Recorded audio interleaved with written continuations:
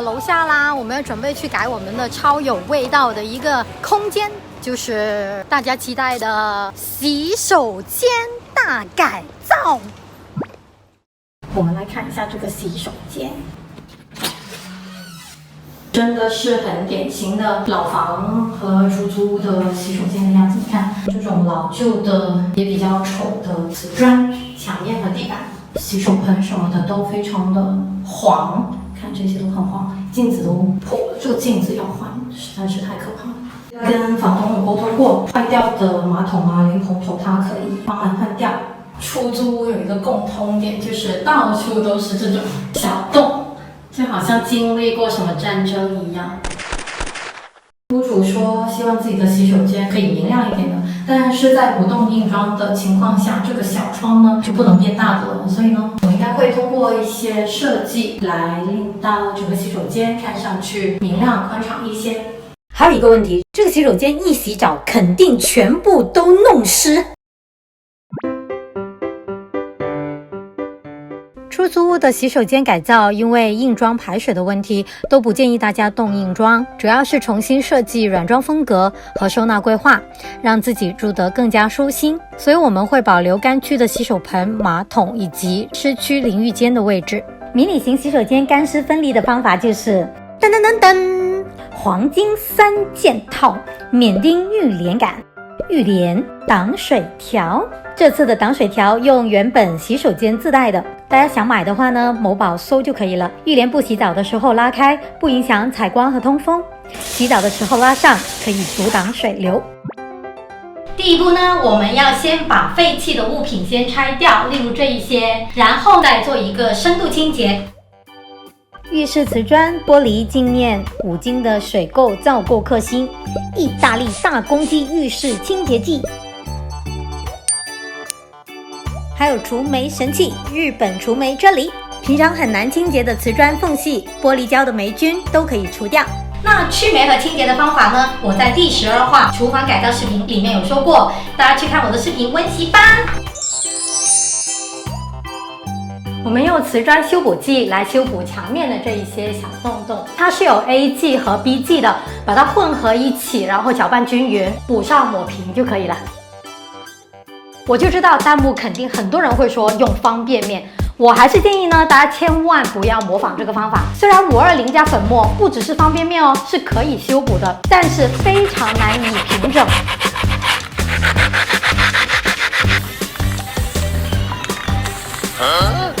整个操作过程也带有一定的危险性。哇，我眼睛痛。哇，很热，整个很有温度，真的很危险的实验，真的，千万不要在家里尝试。我的眼睛现在很痛。为何不买正常的修补剂呢？才15元，方便面还是留着吃吧。洗手盆本来就是米黄色，加上时间久了以后，它就显得又旧又老又黄。那我们这一次呢，就用到一个翻新神器，将它变得青春焕发一点，就是翻新此用。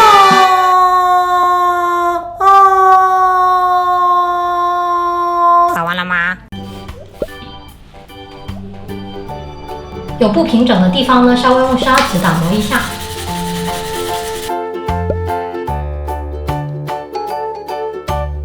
表面完全干的情况下，距离15公分均匀喷漆，千万要一点点薄薄的喷，一层层的盖。一定要戴口罩、护目镜，不要问我是怎么知道的。我发现我喷到我眼睛了，没有护目镜，没有戴。没有护目镜吗？对。要不要拿塑料袋跟塑料袋的？来帮我塑料袋戴一下，有病啊你！不是嘛？真的吗？真的，我就给你这样贴呗。我不要，我的眼睛都贴出来了。每层隔5分钟干了以后呢，再喷下一层，这样就会均匀好看哦。如果陶瓷有裂缝和小缺口，可以搭配瓷砖修补剂来翻新。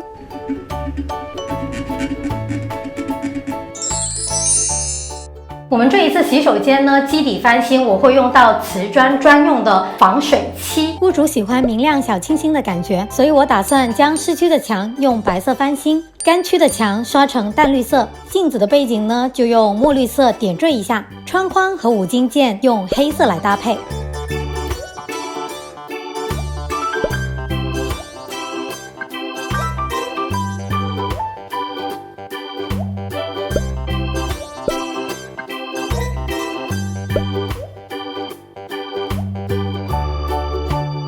我用美纹纸已经做好了分区的一个遮蔽，那现在呢，我们就开始刷了。我们要先用小刷子把缝隙给先刷了，不要涂太厚。这个刷漆的方法注意事项跟我们乳胶漆是有点像，可以看一下我的刷漆的视频。从中间打 W 这样子刷起。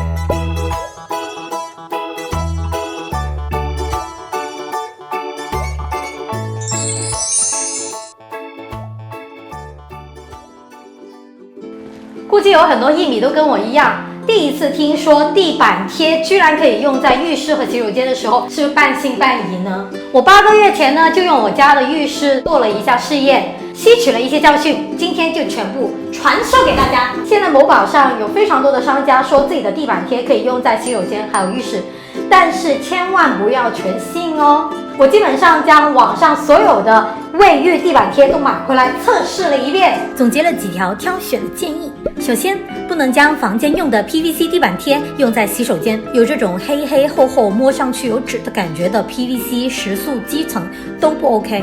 第二，厚度小于0.4毫米都不要买，如果是0.6毫米厚度以下的地板贴，必须买整张的，否则会翘边哦。如果是0.6毫米厚度以上的，买一张张拼贴的也可以。我将地板贴整整泡了7天的水，也还牢牢地贴着地，不进水也没有泡烂。但是要注意，如果你的地不平整，绝对不能买一块块的哦。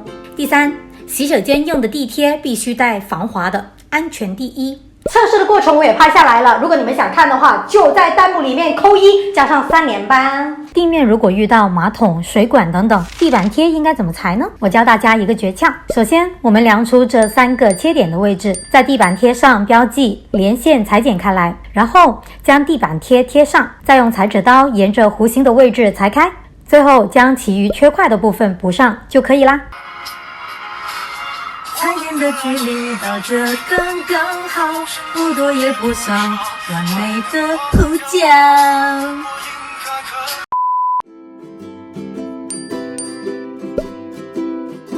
估计很多人会有疑问，就是这个地板贴的边缘会不会进水啊、藏污这样？其实现在的话呢，有这种防水贴，它有透明的，有白色也有彩色的。我们沿着整一个地板贴的边缘贴一圈，那这样子就不会进水，也不会进脏的东西啦。洗手盆上方的位置，我会贴上防水防脏污的水晶瓷砖贴。这款水晶瓷砖贴之前有介绍过，它是真正立体、超仿真，并且防水防腐。它有预留要贴的位置，这样可以防手残，可以重复撕除，不留痕迹，超级好用。这次选的是超级经典的大理石纹款，是不是跟大理石纹瓷砖一模一样？打个叉叉就行了，遇到钉子。这枪子也是这样的吧？来，学到了吗？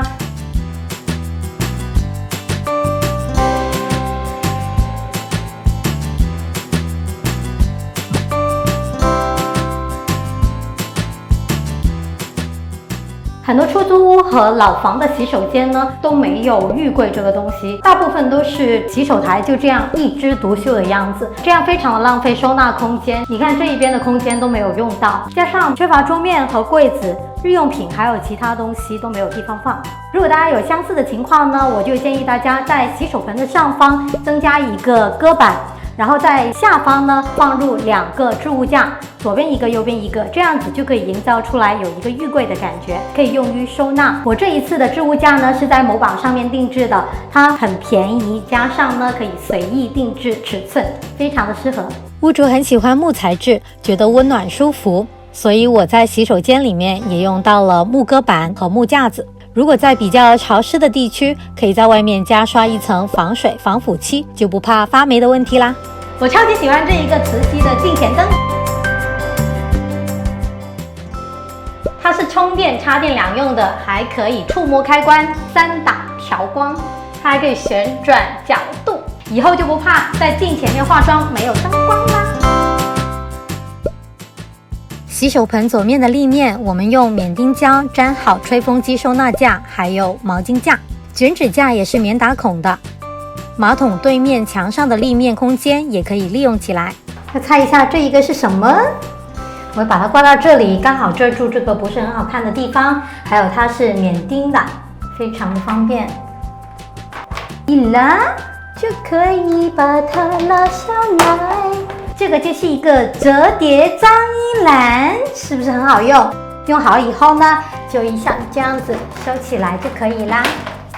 淋浴间我放了一个不需要打钉的顶天立地置物架。我们用到的浴帘的这个扣子非常的好用，因为它很方便，就不需要每一次都需要从头重新穿一遍，它是可以在中间卡开的，就说这样一个扣子了，穿过来就可以啦。建议大家买浴帘呢，一定要挑选涤纶材质的，因为它呢防霉比塑料的好太多了。塑料的浴帘呢还不能机洗，但是涤纶的浴帘可以机洗哦。你看一下，它非常的软的，它速干，水是不会停留在上面的，非常赞。我用到了网红硅藻土脚垫，它吸水能力超强，很方便。但是有很多人都不懂怎么清洁和保养它。如果大家想要知道的话呢，就给我点赞吧，我会为你们拍一条攻略。屋主对于洗手间的潮湿和臭味问题感觉到非常的烦恼。如果你们也有同样的问题的话，请疯狂扣1，我将会单独做一次分享。镜子旁边这2个收纳架非常的好用，它是一组的，架子上面呢可以放一些瓶瓶罐罐，然后下面有根杆子呢，刚好可以挂毛巾。它是一个防锈的材质，一定要防锈才能用在我们的卫浴空间里面。另外呢，大家看一下下面这个位置呢，它是有很多洞洞的，它有沥水的功能，非常的适合。在洗手间的收纳里面呢，我强烈建议大家购买统一的分装瓶去装我们的洗手液呀、沐浴液呀、洗头水啊这一些。为什么呢？大家看一下，如果是它是统一的情况下，看上去是不是特别一致还有整洁？之后保持收纳整洁干净的任务就会越来越容易。马桶旁边的垃圾桶呢，我特意挑了这种窄型的垃圾桶，非常的适合在洗手间用。洗手间起码要存放2卷以上的备用卷纸，不要问我为什么会知道。这种收纳篮非常的好用，它还可以放我们的洗衣粉、洗手液。如果大家怕落灰的话呢，也可以在架子外面增加一面涤纶的帘子。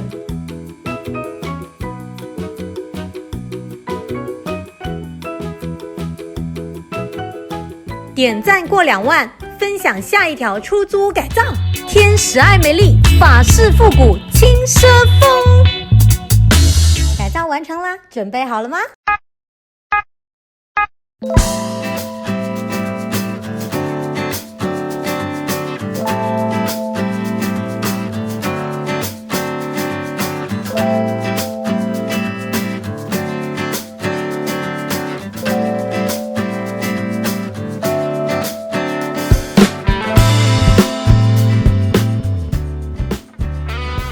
虽然生活没有永远的晴天，但1000块钱1个周末就可以给旧屋换新颜，为阴霾的心情撑起一方晴朗的天。